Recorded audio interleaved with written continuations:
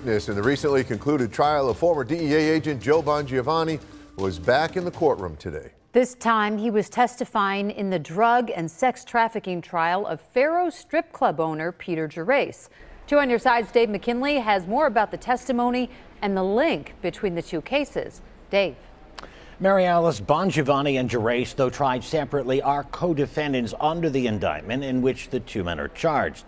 This witness is important to prosecutors as they try and prove their allegations that Gerace operated Pharaoh's as a drug-involved premises and used that business to distribute narcotics.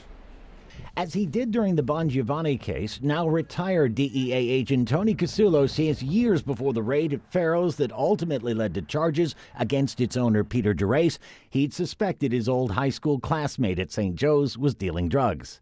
But when he tried to pursue it, he said his fellow DEA agent Joe Bongiovanni angrily confronted him in a conference room of the DEA offices in the Electric Tower and chewed him out, claiming among other things that Gerace was his confidential informant. Did you walk out of that room with the impression that he did not want you to investigate Peter Gerace? Asked prosecutor Nicholas Cooper. Oh, absolutely, Casulo replied.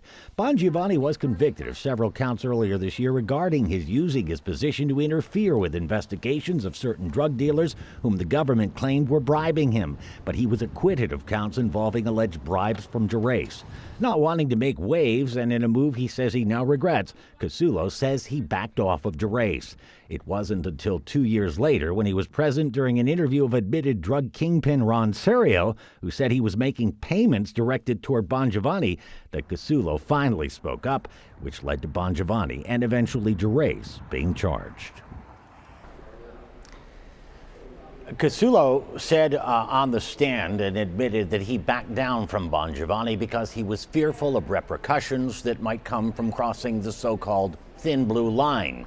And he says those fears materialized when he finally did, and when he was shunned by fellow agents who stopped talking to him to the point where he finally transferred out of the office.